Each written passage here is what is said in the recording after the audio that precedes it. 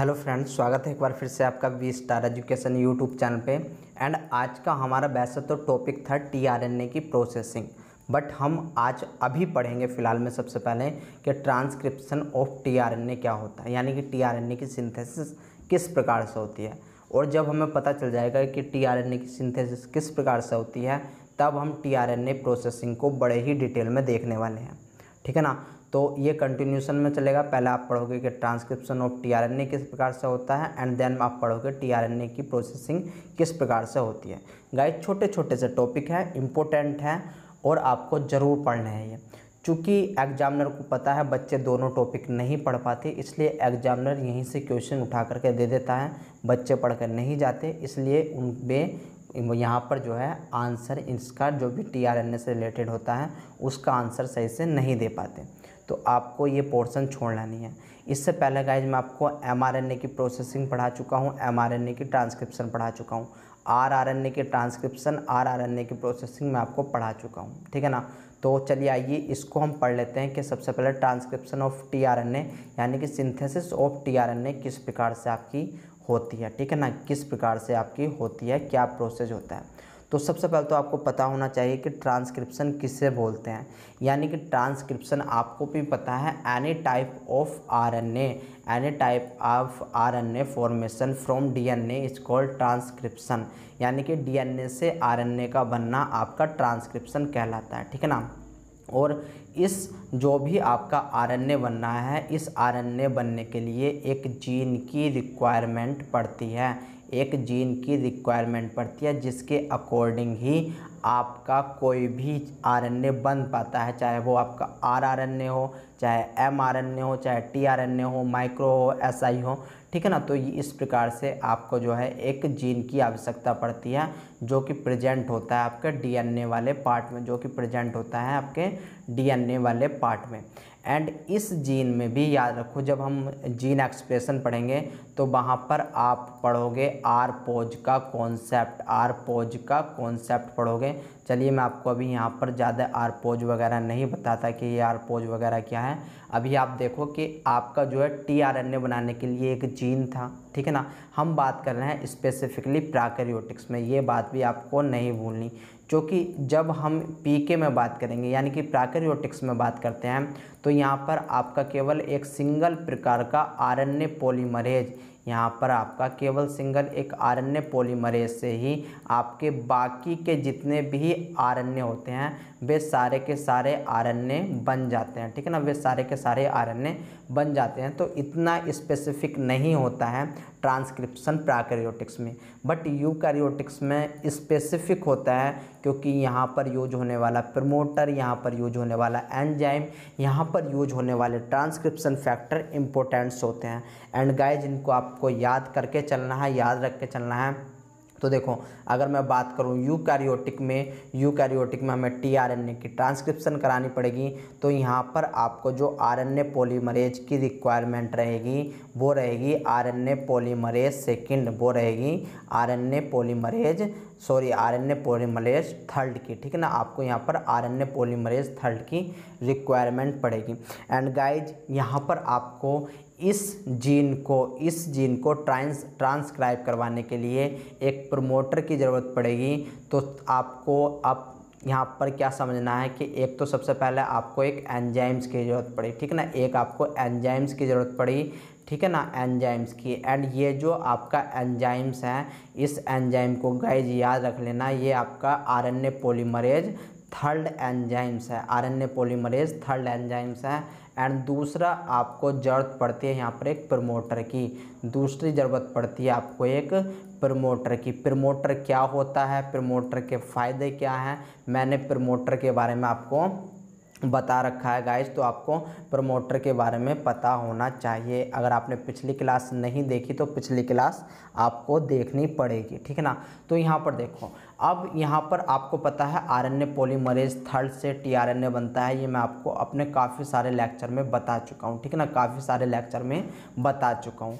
But आपको यहाँ पर ये भी पता होना चाहिए कि जो आपका आरएनए पॉलीमरेज थर्ड है, यहाँ पर आपके और भी एंजाइम्स बनते हैं, यानी कि एक्सेप्ट टीआरएनए के अलावा भी यहाँ पर आपके और भी आरएनए का फॉर्मेशन होता है, जैसे कि U6 आरएनए, U6SN आरएनए, ठीक है ना। आपको पता होगा जब हमने आपके ग्रुप थर्ड स्प्लाइसोसोम्स पढ़ा था, वहाँ पर हमने U1, U2, U4, U5, U6 के बारे में पढ़ा था। एंड वहाँ पर हमने बात की थी कि आपका U6SN आरएनए जो होता है वो आपका आरएनए पॉलीमरेज थर्ड से ड्राइव होकर के आता है। इसके बाद यहाँ पर आपका 5S, याद रखना, 5S आरएनए का फॉर्मेशन भी इस आरएनए पॉलीमरेज थर्ड से ही होता है, इस आरएनए पॉलीमरेज थर्ड से ही होता है। और अगर मैं यहाँ पर बात करूँ तो एक होता है 7S आरएनए, 7S आरएनए का फॉर्मेशन भी इस आरएनए पॉलीमरेज थर्ड से ही होता है। तो इतने सारे आरएनए जो बनते हैं यूकैरियोटिक के अंदर, वे आरएनए पॉलीमरेज थर्ड से बनते हैं गाइज, तो इस बात को मत भूलना। अब यहाँ पर बात करते हैं प्रमोटर के लिए, अब बात करते हैं प्रमोटर के लिए। तो सबसे पहले हम देख लेते हैं अपने कि टीआरएनए के लिए हमको किस प्रकार का प्रमोटर की आवश्यकता होती है। तो मान लो ये आपका कोई मैं प्रमोटर यहाँ पर अब बना रहा हूँ। प्रमोटर में आपको अच्छे से पता है कि प्रमोटर में क्या होता है कि एक प्लस साइड होती है, एक स्टार्टिंग साइड होती है जिसको हम +1 से डिनोट करते हैं, ठीक है ना, +1 से डिनोट करते हैं, जहाँ से एक्चुअल में आपकी ट्रांसक्रिप्शन स्टार्ट होती है, इसलिए हम इसको ट्रांसक्रिप्शन स्टार्ट साइड भी बोल देते हैं। एंड आपका लेफ्ट वाले एरिया को हम अपस्ट्रीम साइड, एंड ये जो आपका राइट वाला एरिया है इसको हम डाउन स्ट्रीम साइड के नाम से भी जानते हैं, ठीक है ना, डाउन स्ट्रीम साइड के नाम से भी जानते हैं। यानी कि यहाँ से इधर का एरिया ये डाउन स्ट्रीम, एंड इधर से इधर का एरिया आपका ये अपस्ट्रीम कहलाता है, ठीक है ना। तो हम बात कर रहे हैं यहाँ पर आपका टीआरएनए प्रमोटर के लिए। हम किसके लिए बात कर रहे हैं? टीआरएनए प्रमोटर के लिए बात कर रहे हैं हम गाइज, याद रख लेना इस बात को। तो यहाँ पर आपका क्या होता है, जो आपका टीआरएनए का प्रमोटर होता है, यहाँ पर स्पेसिफिकली आपको क्या देखने को मिलेगा कि यहाँ पर आपका जो इसका कोर प्रमोटर होता है, किसका बोला? टीआरएनए का, ये आपका डाउन स्ट्रीम साइड में प्रेजेंट होगा, डाउन स्ट्रीम साइड में आपका प्रेजेंट होगा। एंड उसका नाम होता है, उसको हम नाम बोलते हैं बॉक्स ए, ठीक है ना, ये बात याद रख लेना, बॉक्स ए। एंड दूसरा होता है आपका बॉक्स बी, ठीक है ना, दूसरा कौन सा होता है? दूसरा होता है आपका बॉक्स बी के नाम से आपको याद रखना है। एंड न्यूक्लियोटाइड की बात करूं तो ये कंसेंसस सीक्वेंस होता है इसका भी, +10 to +30 तक आपका बॉक्स ए होता है। एंड प्लस याद रख लेना +50 to +70 तक आपका बॉक्स बी होता है, ठीक है ना, बॉक्स बी होता है। एंड गाइज इन दोनों को मिला करके, इन दोनों पार्ट को मिला करके हम टीआरएनए का कोर प्रमोटर के नाम से भी जानते हैं, ठीक है ना। किस नाम से जानेंगे? कोर प्रमोटर के नाम से भी जानेंगे, ठीक है ना। तो इतनी बात पता चली, बहुत ही अच्छी बात है। अब हम बात करते हैं आपके लिए कि आपका हम बात कर लेते हैं कि 5S के लिए बात कर लेते हैं कि 5S आरएनए, ठीक है ना, 5S आरएनए के लिए आपको किस प्रकार के प्रमोटर की आवश्यकता होती है, किस प्रकार के प्रमोटर की आवश्यकता होती है। तो यहाँ पर याद रख लेना गाइज, ये मैं इसके लिए एक प्रमोटर बना रहा हूँ, केवल आपको सीक्वेंस याद रखना है। जो चीज़ मैं यहाँ पर आपको स्पेसिफिकली बताऊँगा वो चीज़ याद रखनी है, ज़्यादा वरी करने की बात नहीं है। ये आपकी पॉजिटिव +1 साइड होती है। 5S आरएनए के लिए अपस्ट्रीम साइड में -30 न्यूक्लियोटाइड कंसेंसस सीक्वेंस पर एक आपका रीजन पाया जाता है जिसको हम बोलते हैं टाटा बॉक्स। एंड ये जो आपका टाटा बॉक्स होता है, एक्चुअल में यहीं पर आपका आरएनए पॉलीमरेज थर्ड आएगा फॉर आपका 5S आरएनए सिंथेसिस के लिए, ठीक है ना। तो आपका ये बात याद रखनी है।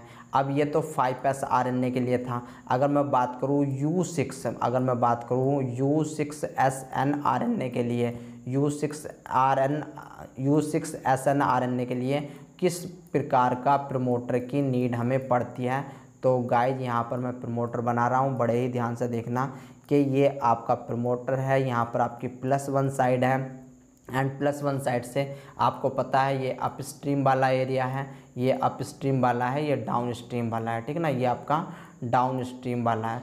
ये +1 साइड जो है, अब आपको U6SN RNA में एक आपको डाउन स्ट्रीम साइड मिलेगी जिसको हम बोलते हैं बॉक्स सी, जिसको हम क्या बोलेंगे, इसको हम बोलेंगे बॉक्स सी। बॉक्स सी पर ही एक्चुअल में आपका RNA पॉलीमरेज थर्ड आकर के बाइंड होगा, आपका RNA पॉलीमरेज थर्ड आकर के बाइंड होगा।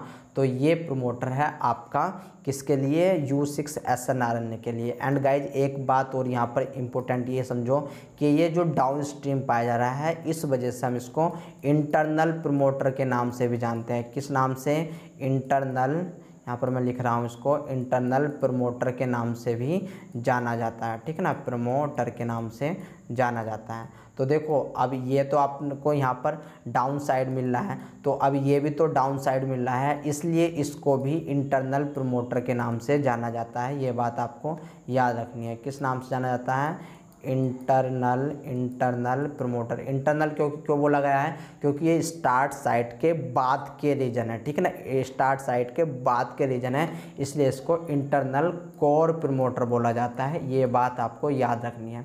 तो अब इतनी बात आपने याद रख ली, बहुत ही अच्छी बात है। तो अब देखो ये तो आपका प्रमोटर था, ये तो हमने बात कर ली आपकी प्रमोटर के बारे में कि प्रमोटर किस प्रकार से है। अब यहाँ पर इसको यानी कि जो आपका tRNA की सिंथेसिस है उसको स्टार्ट करने के लिए कुछ ट्रांसक्रिप्शन फैक्टर की ज़रूरत होती है, कुछ ट्रांसक्रिप्शन फैक्टर की ज़रूरत होती है जो कि आपको याद होने चाहिए। तो वे कौन कौन से ट्रांसक्रिप्शन फैक्टर होते हैं। अगर मैं बात करूँ tRNA के लिए, जो कि हमारा चल ही रहा है tRNA के लिए, तो यहाँ पर specifically transcription factor second B, transcription factor second B, transcription factor second C, इन दो फैक्टर की रिक्वायरमेंट पड़ती है, इन दो फैक्टर की रिक्वायरमेंट पड़ती है। एंड जो आपका ट्रांसक्रिप्शन फैक्टर सेकंड बी होता है, इसी से ज्वाइंट होता है टाटा बाइंडिंग प्रोटीन, इसी से ज्वाइंट होती है टाटा बाइंडिंग प्रोटीन।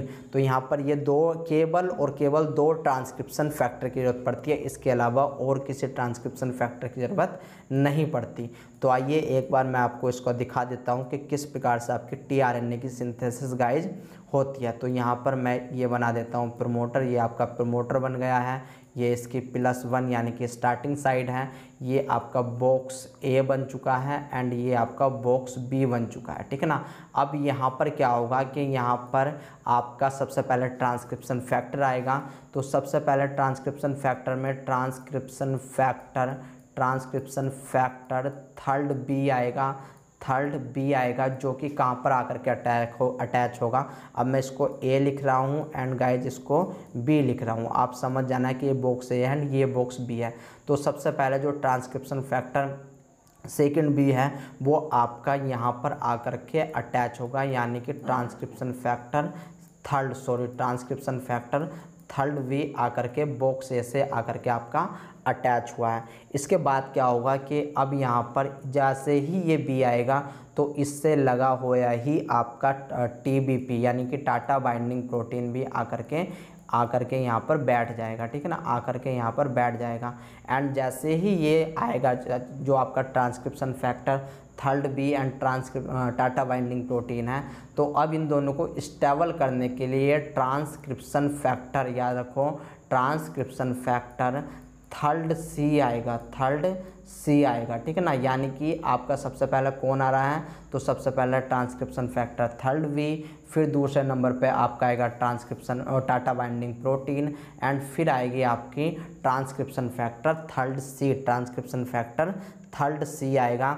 एंड जैसे ही यहाँ पर आकर के ये बाइंड हो जाएगा आपके तीनों के तीनों यानी कि दो ही फैक्टर हैं, तीसरा तो आपका ट्रांसक्रिप्शन फैक्टर थर्ड वी के साथ यहाँ पर मिला हुआ है, ठीक है ना। वैसे ही इसको रिकॉग्नाइज कर लिया जाएगा आरएनए पॉलीमरेज से, आरएनए पॉलीमरेज से रिकॉग्नाइज कर लिया जाएगा एंड यहाँ पर इस प्रकार से आरएनए पॉलीमरेज आकर के बाइंड हो जाएगा, ठीक है ना। आरएनए पॉलीमरेज बाइंड हो जाएगा। अब यहाँ पर इसको इनिशिएशन कॉम्प्लेक्स बोल देते हैं, जिसको हम इनिशिएशन प्री कॉम्प्लेक्स के नाम से भी जानते हैं, ठीक है ना। इतना याद करने वाली बात नहीं है, तो डोंट वेरी।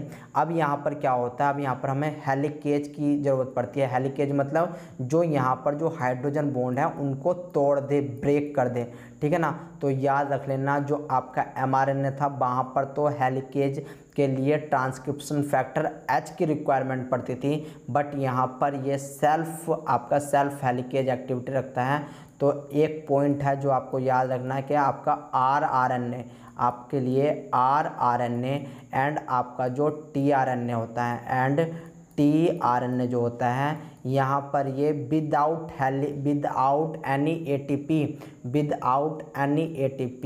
ठीक है ना। यहाँ पर मैं लिख देता हूँ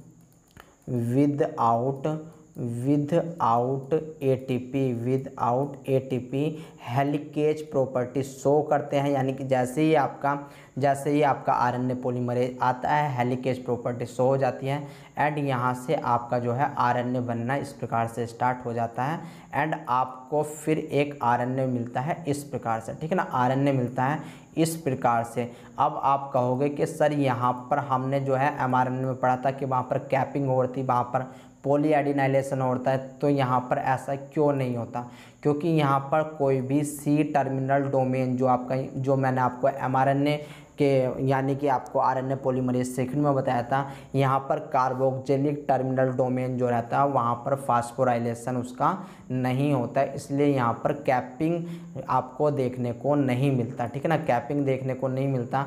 तो ये जो आपका इस समय आपके लिए आरएनए बना है, ये इसका 5 प्राइम एंड है, ये इसका 5 प्राइम एंड है एंड ये इसका 3 प्राइम एंड है। ये दोनों जो बने हैं तो ये आपका कहलाते हैं प्री टीआरएनए। ये क्या कहलाएंगे? आपका प्री टीआरएनए कहलाते हैं, प्री टीआरएनए कहलाते हैं। बस आपको केवल इतनी बात याद रखनी है।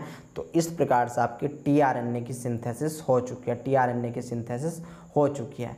अगर मैं यहाँ पर बात करता है कि U6 SNRNA के लिए आपको कौन से ट्रांसक्रिप्शन फैक्टर की रिक्वायरमेंट पड़ती है, तो गाइज यहाँ पर नोट कर लेना और ये लिख लेना, ट्रांसक्रिप्शन फैक्टर थर्ड V की भी रिक्वायरमेंट पड़ेगी यहाँ पर। ट्रांसक्रिप्शन फैक्टर थर्ड C की भी रिक्वायरमेंट पड़ेगी यहाँ पर and transcription factor third A की रिक्वायरमेंट भी पड़ेगी। एंड जो टाटा बाइंडिंग प्रोटीन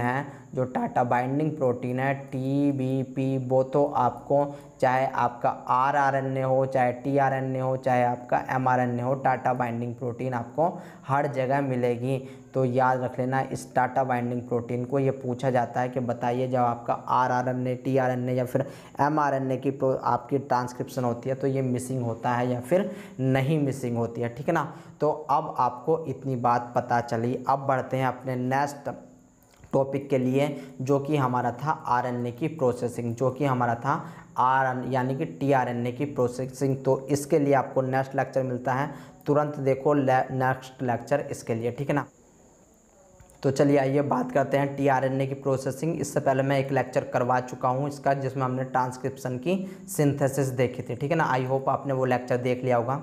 तो मैंने आपको काफ़ी कुछ बताया है, काफ़ी कुछ क्या क्या बताया है वो देख लो। पहले थोड़ा सा भाग है, मैं थोड़ा सा रिपीट कर देता हूँ कि आपका ये एक स्ट्रक्चर जीन था, ठीक है ना। ये कोई भी आपका जीन था, इस जीन में से क्या हुआ, आपके लिए एक प्री आरएनए बना। ये क्या बना है? आपके लिए प्री टीआरएनए बन करके तैयार हो चुका है। एंड अब ये जो आपके लिए प्री टीआरएनए बना है, एक्चुअल में इसको ही हमें मैच्योर टीआरएनए में लेकर के जाना है, यानी कि इसको ही हमें फंक्शनल टीआरएनए में लेकर के जाना है। तो ये जो प्रोसेस होता है यही आपका प्रोसेसिंग कहलाता है। यही प्रोसेस आपका क्या कहलाता है? यही आपका प्रोसेसिंग कहलाता है।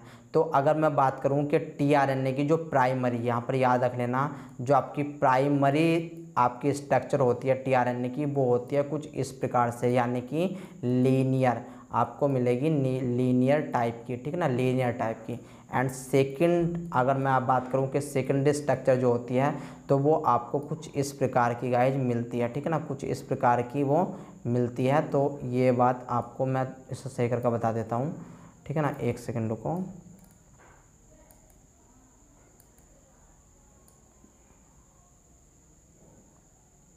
ये आपकी कुछ इस प्रकार से आपको मिलेगी, ठीक है ना, ये आपको कुछ इस प्रकार से मिलने वाली है। यहाँ पर एक वेरिएबल लूप पाई जाती है एंड ये जो रहता है ये इस प्रकार से, ये इस प्रकार से, इसका 5 प्राइम एंड ये इसका 3 प्राइम एंड। इसको हम क्लोवर लीफ मॉडल के नाम से भी जानते हैं, ठीक है ना, क्लोवर लीफ मॉडल के नाम से भी जानते हैं। एंड जो आपकी टर्सरी स्ट्रक्चर होती है, ये बता रहा हूँ मैं आपको टीआरएनए के लिए, ठीक है ना, टीआरएनए के लिए, तो इतनी बात याद रख लेना। जो आपकी टर्सरी स्ट्रक्चर होती है वो एक्चुअल में एल की शेप की होती है, ठीक है ना, इस प्रकार से एल की शेप की होती है जो आपकी टर्सरी स्ट्रक्चर होती है, ठीक है। तो अब यहाँ पर देखो, यहाँ पर जो ये हमारा प्री टीआरएनए बना है, ये जो प्री टीआरएनए बना है इसकी कुछ अपनी प्रॉपर्टी होती है। एक तो ये काफ़ी ज़्यादा लॉन्ग होता है, एक तो ये काफ़ी ज़्यादा लॉन्ग होता है एंड लॉन्ग होने के बाद इसमें इंटरनल सेल्फ, याद रख लेना, इंटरनल सेल्फ बाइंडिंग देखने को मिलेगी। यानी कि अब ये अपने आप ही क्या कर लेता है, ये प्राइमरी स्ट्रक्चर से सेकेंडरी स्ट्रक्चर में कन्वर्ट हो जाता है, ठीक है ना। यानी कि इस स्ट्रक्चर से आपका ये आगे जा कर के एक स्ट्रक्चर बना लेता है। मैं अब आपको दिखाने की कोशिश करता हूँ कि ये आपका कुछ इस प्रकार से स्ट्रक्चर बना लेता है, ठीक है ना। तो यहाँ पर आपको थोड़ा सा समय लगेगा, ठीक है ना, थोड़ा सा मतलब रुकना पड़ेगा। इस प्रकार से ये स्ट्रक्चर बना करके अपनी तैयार कर लेता है। ये इसकी वेरिएबल लूप होती है एंड ये इसका, ये इस प्रकार से ये अपने आप को बना करके तैयार कर लेता है, ठीक है ना। तो ये तो आपको मैंने मैच्योर फॉर्म बना कर दिखा दी है सेकेंडरी की, बट ये मैच्योर होने से पहले कैसी होती है अगर मैं उसका आपके लिए बताऊं तो यहाँ पर एक ये इस प्रकार से 5 प्राइम एंड निकला हुआ होता है एंड 3 प्राइम इस प्रकार से निकला हुआ होता है। एंड यहाँ पर इस साइड में ये जो एरिया होता है ये एक्चुअल में आपका थोड़ा सा लंबा होता है, यानी कि लॉन्ग होता है, ठीक है ना, ये लॉन्ग होता है। तो हमको क्या करना होता है, हमको प्रोसेसिंग में ये जो आपका एक्स्ट्रा एरिया है इसको रिमूव करना है, यानी कि एक एरिया ये वाला, दूसरा ये एंड तीसरा ये वाला एरिया रिमूव करना है। एंड प्लस इसका जो है हमको क्या करना है, मॉडिफिकेशन करना है, यानी कि इसके अंदर के हमें जो सीडो यूरेडिल ग्रुप है, जो हाइड्रो यूरेडिल ग्रुप है, उनमें हमें मॉडिफिकेशन करवाना है, ठीक है ना, उनका हमें मॉडिफिकेशन करवाना है। तो चलिए आइए इसको हम देख लेते हैं कि किस प्रकार से हम इसको परफॉर्म करते हैं, ठीक है ना, किस प्रकार से हम इसको परफॉर्म करते हैं। तो स्टार्टिंग में क्या हुआ है, स्टार्टिंग में जैसे ही आपका ट्रांसक्रिप्शन से टीआरएनए बना तो आपको कुछ इस प्रकार से प्राइमरी स्ट्रक्चर नज़र आएगी एंड ये प्राइमरी स्ट्रक्चर सेकेंडरी स्ट्रक्चर में फोल्ड हो जाती है। एंड जब फोल्ड हो जाती है तो ये आपका 5 प्राइम वाला एरिया होता है एंड ये आपका 3 प्राइम वाला एरिया होता है। 5 प्राइम एरिया वाले को हम लैडर बोल देते हैं एंड 3 प्राइम वाले एरिया को हम आपका टेलर बोल देते हैं, यानी कि टेल, ठीक है ना। तो यहाँ पर क्या होता है, यहाँ पर एक एंजाइम्स आता है। अभी मैं एंजाइम्स को आपको बताऊंगा कि कौन सा एंजाइम्स होता है। अभी मैं एक जस्ट आपको ओवरव्यू दे रहा हूँ, ठीक है ना, ऊपर से ओवरव्यू दे रहा हूँ। तो यहाँ पर ये 5 प्राइम को एंड करेगा, 3 प्राइम को एंड करेगा एंड ये जो इंट्रोन वाला ये वाला पार्ट है ये वाला आपका रिमूव होगा। ये तीनों पार्ट रिमूव होने के बाद रिमूव ये स्प्लाइसिंग से होंगे एंड जैसे ये रिमूव होंगे तो फिर इसके बाद नेक्स्ट स्टेप आएगा कि 3 प्राइम एंड पर एक ट्राई न्यूक्लियोटाइड जिसको हम बोलते हैं CCA उसको अटैच किया जाता है, उसको लगाया जाता है एंड इसको लगाने के बाद फिर इसके अंदर मॉडिफिकेशन किया जाता है। यानी कि हमें सबसे पहले क्या करना है, तो सबसे पहले हमें करनी है कटिंग। सबसे पहले हम करेंगे इसके लिए कटिंग में क्या करते हैं, जो भी एक्स्ट्रा पार्ट होता है उसको बाहर कर देते हैं। दूसरा हम ट्रिमिंग करते हैं। अब यह ट्रिमिंग क्या शब्द होता है, ट्रिमिंग हम क्यों करते हैं, तो मैं ये ट्रिमिंग का मतलब आपको पहले भी बता चुका हूँ। हमें केवल इसमें ये देखना है कि हम ट्रिमिंग किस प्रकार से करेंगे। फिर तीसरे नंबर पे हम मॉडिफिकेशन करते हैं एंड मॉडिफिकेशन करने के बाद हमारा चौथा नंबर होता है कि हमें स्प्लाइसिंग करनी होती है। हमें स्प्लाइसिंग करनी होती है। एंड जो हम स्प्लाइसिंग करते हैं वो हम एक अलग ही मेथड से करते हैं जिसको हम क्लीवेज एंड लाइगेशन मेथड बोलते हैं, या फिर इसी को हम ग्रुप 4, याद रख लेना, ग्रुप 4 इंट्रॉन के नाम से भी जानते हैं। किस नाम से जानेंगे? ग्रुप 4 इंट्रॉन के नाम से जानते हैं, ठीक है ना।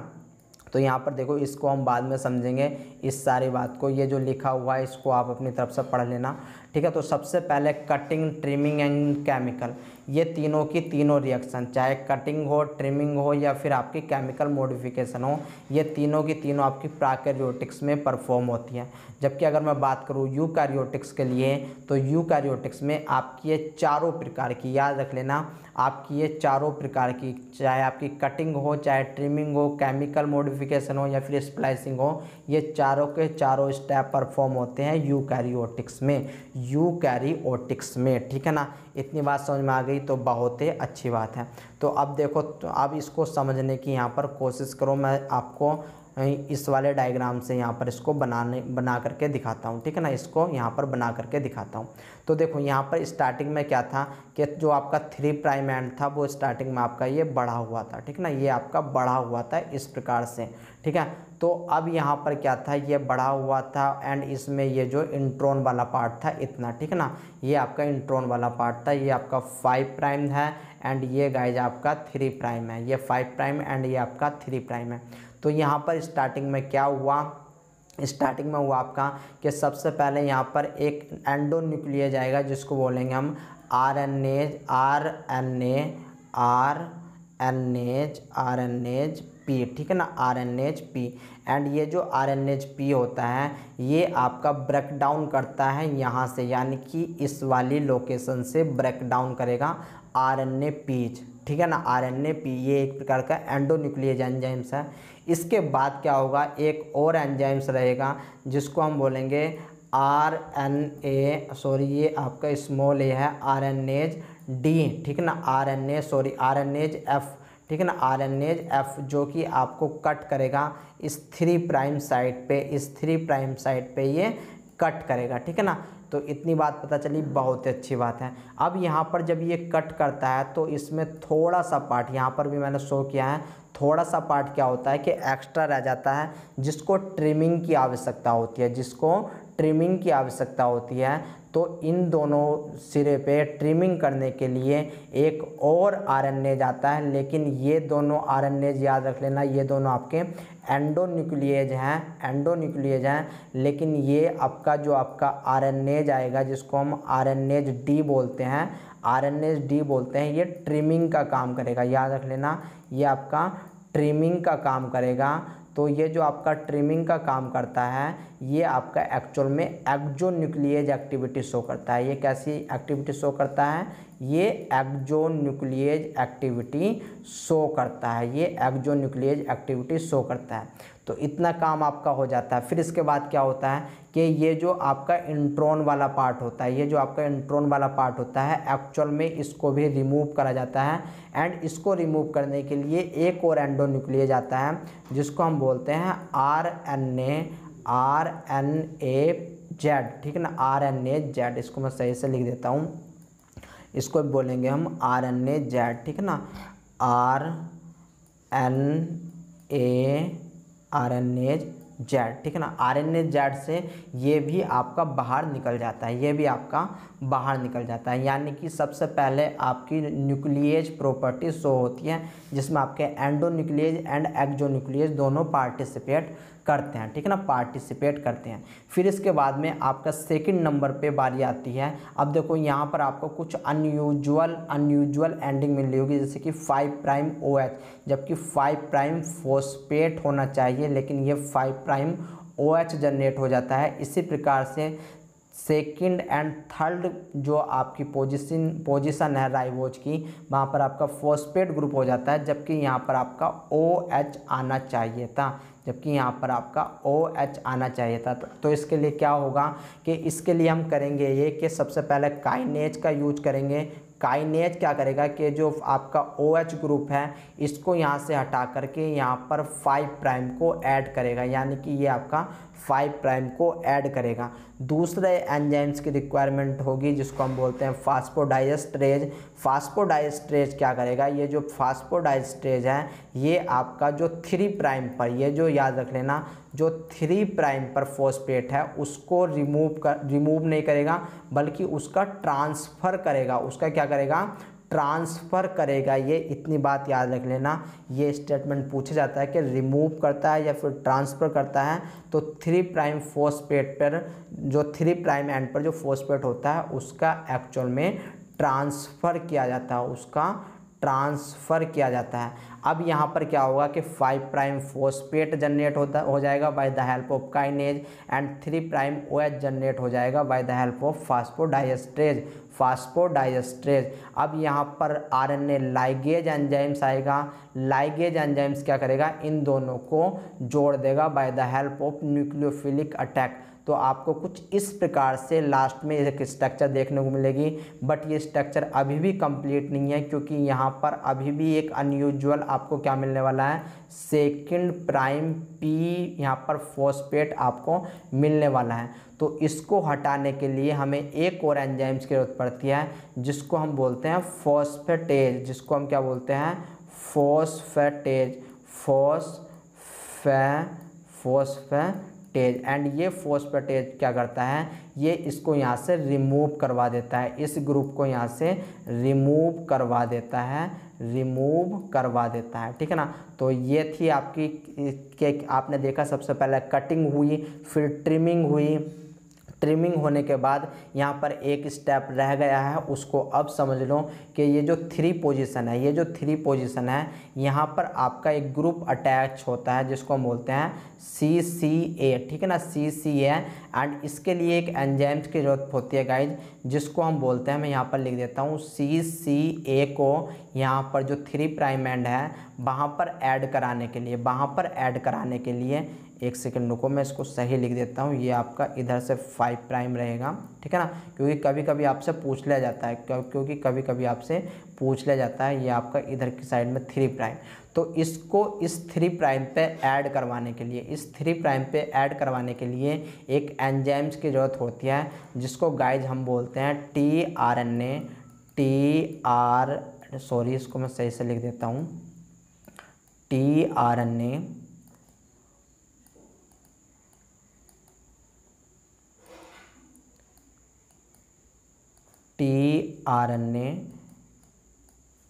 न्यूक्लियोटाइडिल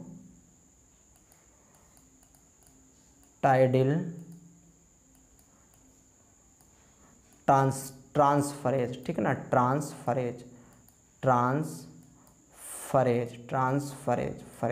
ये सब चीज़ लिखी हुई है, तो वरी करने की बात नहीं है PDF में।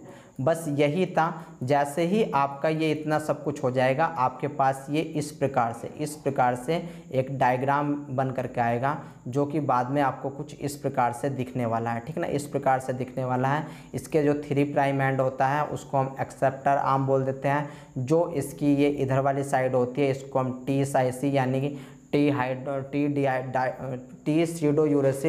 टी सीडोयूरेसिल लूप बोल देते हैं। एक वेरिएबल लूप होती है, ये वेरिएबल लूप हर किसी में नहीं पाई जाती। ये आपका एंटीकोडोन लूप होता है एंड ये आपकी डिस्प्लेसमेंट लूप होती है या फिर डाईहेड्रल यूरेडिन लूप होती है। एंड ये टोटल जो टीआरएनए आपको लास्ट में जनरेट हुआ मिलेगा, ये 72 to 90 न्यूक्लियोटाइड तक का आपको देखने को मिल सकता है। एंड गाइज यही था आपकी जो टीआरएनए की प्रोसेसिंग होती है वो, ठीक है ना। तो इसको आप मत भूलना। तो मिलता हूँ अब आपसे मैं ट्रांसलेशन के लिए डायरेक्ट, ठीक है ना। तो तब तक के लिए दोस्तों टाटा एंड बाय बाय।